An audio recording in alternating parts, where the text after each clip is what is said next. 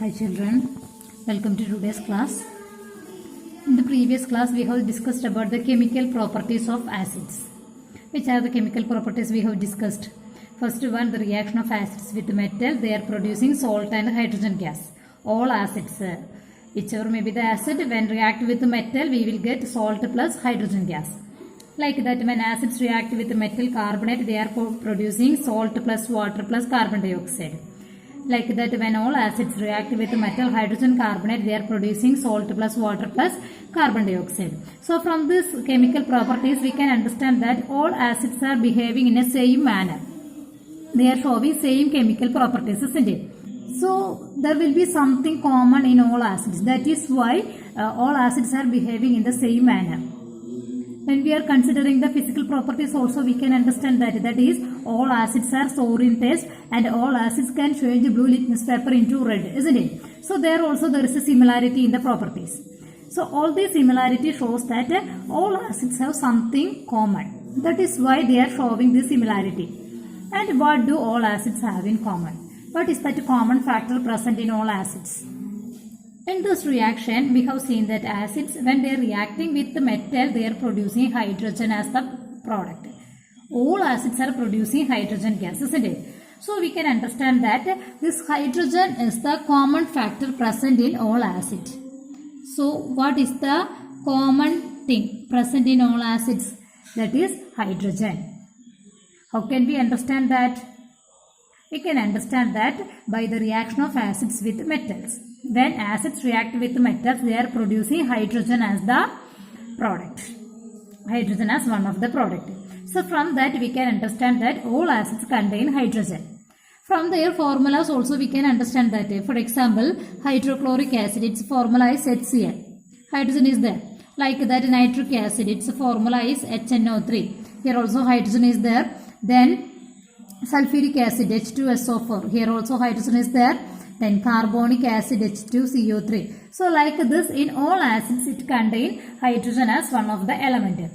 So from this chemical formulas also we can understand that all acids contain hydrogen as a common factor, isn't it? So all acids carry hydrogen, or all acids contain hydrogen.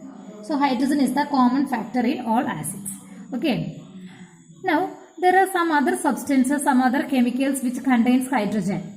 For example, glucose, C6H12O6, it contains hydrogen. Then like that, alcohol, its formula is C2H5OH. Here also hydrogen is there. So can we call all these substances as acids? Let us find out the answer for that, okay? So to find out that, we can conduct an activity that is given in your textbook, activity 2.8. Okay, so this is the apparatus setup. For that we are taking a beaker. In that a rubber cork is placed. On that rubber cork, 2 iron nails are fixed and 2 wires are tied on these iron nails. These wires are connected to the negative and positive terminal of the battery. That is a 6-volt battery. Okay, and along with that one bulb and switch is also connected. We have to take 4 solutions. Which are the 4 solutions? Glucose solution, alcohol solution, hydrochloric acid and sulfuric acid. We have to take these 4 solutions and we have to pour these solutions one by one in this apparatus. Okay, so first if we are taking dilute hydrochloric acid solution, then when we switch on, we can see that the bulb is glowing. When we are taking dilute hydrochloric acid in this beaker, we can see that the bulb is glowing when the switch is on. This indicates that current is flowing through this circuit. That means hydrochloric acid is conducting electricity. And as a result, the circuit completes and the bulb is glowing. Okay. Now, instead of this hydrochloric acid, if you are taking sulfuric acid, there also we can see that the bulb is glowing when the switch is in on position. Here also we can understand that the circuit is completed and current is flowing through the circuit. That is why the bulb is glowing. Okay.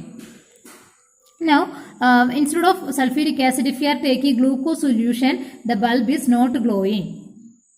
What will be the reason why the bulb is not glowing here? It is because when we are taking glucose solution, the current is not flowing through the circuit. That means glucose is not conducting electricity. It is not a conductor of electricity.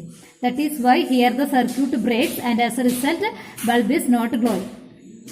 Like that, when we are taking alcohol also in this beaker, we can say that the bulb is not glowing. That indicate there is no flow of current through the circuit. That means this alcohol also a bad conductor of electricity or a poor conductor of electricity. From that activity we can conclude that HCl and H2SO4, they are conducting electricity. That means the bulb is glowing when we are taking these solutions. That means they are good conductors of electricity. But when we are taking glucose and alcohol, bulb is not glowing. That means they are poor conductors of electricity. They are not conducting electricity. Okay.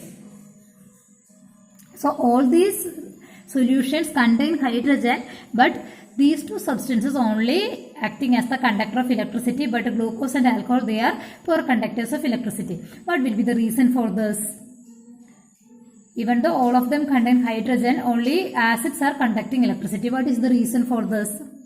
It is because these acids, whether it is HCl or H2SO4, when we are dissolving in water, they are splitting and producing H plus ion and Cl minus ion. This HCl is splitting into H plus ion, that is a cation, and Cl minus ion, that is an anion. Okay, so when we are taking this hydrochloric acid solution in the beaker, it is splitting and producing these ions in that solution. And we know that electricity is conducted whenever a charged particle is present in the solution.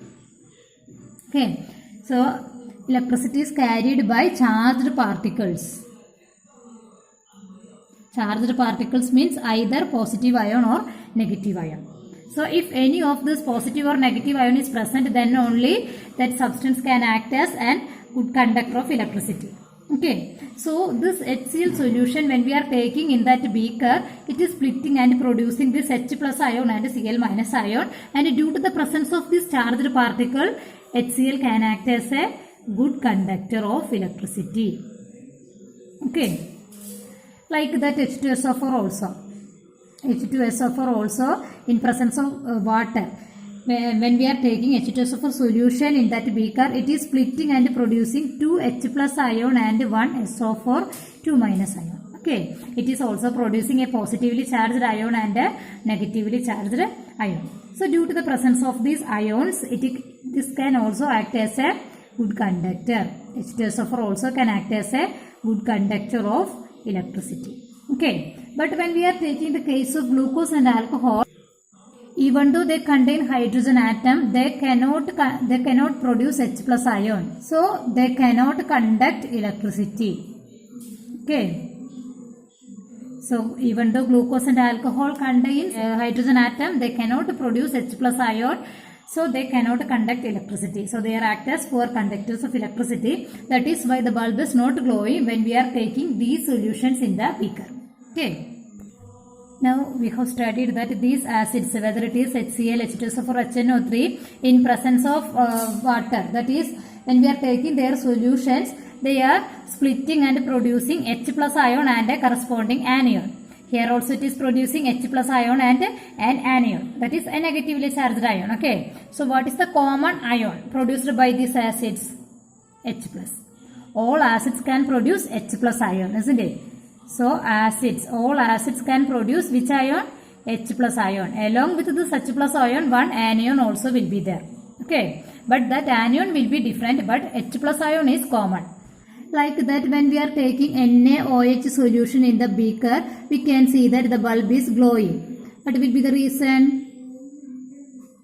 The bulb is glowing because NaOH is a good conductor of electricity. And why this NaOH acts as a good conductor of electricity?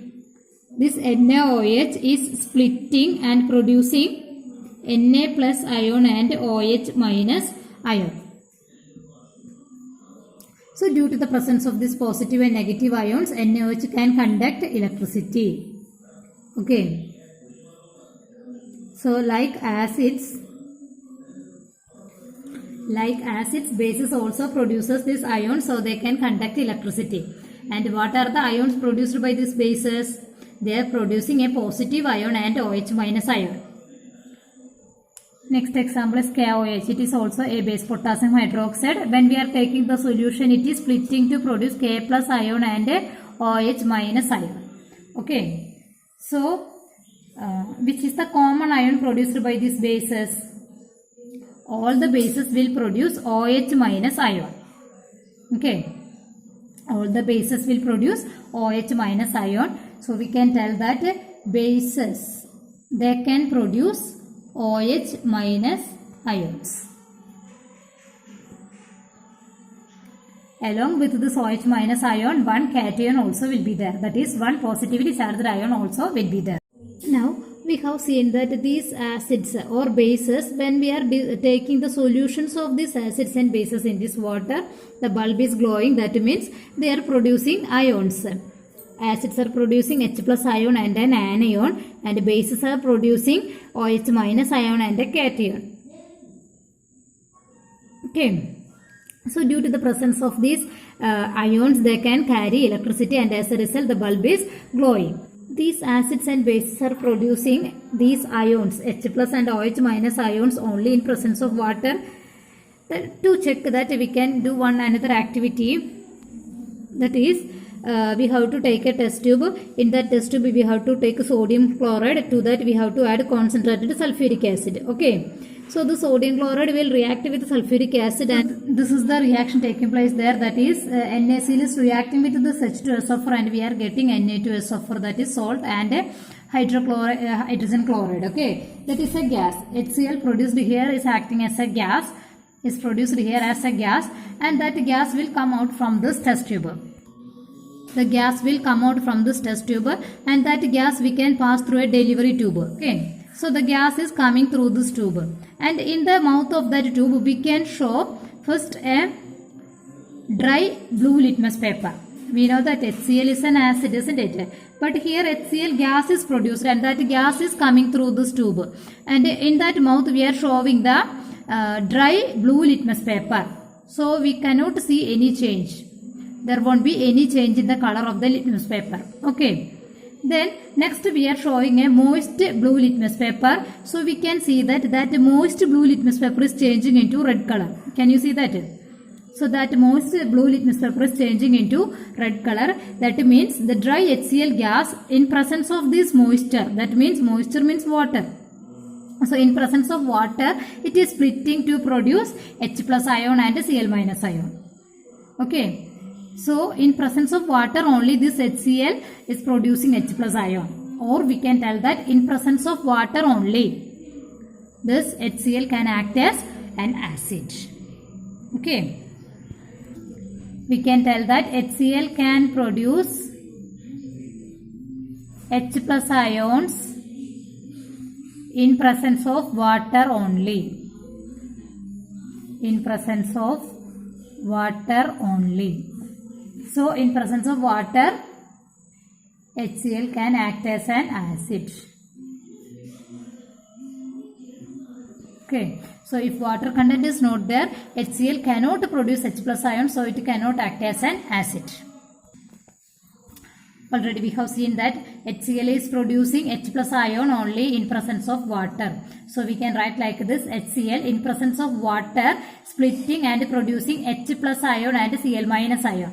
That H plus ion is combining with this water, and we are getting H3O plus ion, and this is known as hydronium ion. Hydronium ion. Okay. So, we can tell that the acids in presence of water is producing H3O plus ion and corresponding anion or negatively charged ion.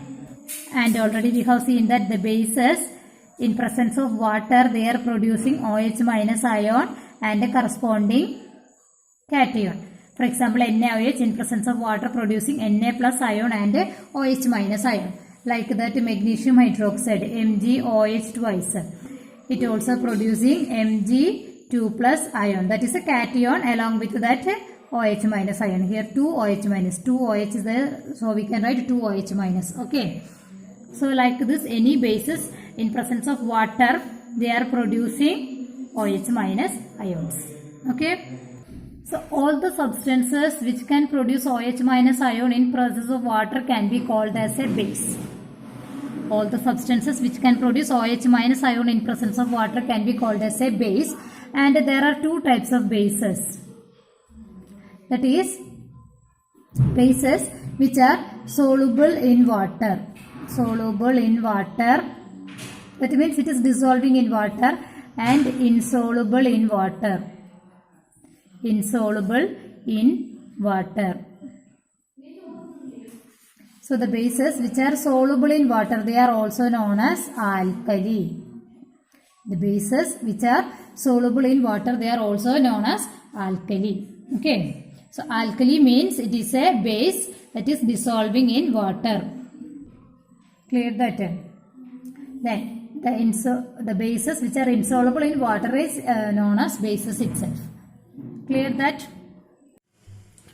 So today we have studied one more definition of acids and bases, that is, acids are the substances which can produce H plus ion in solution, and bases are the substances which can produce OH minus ions in solution.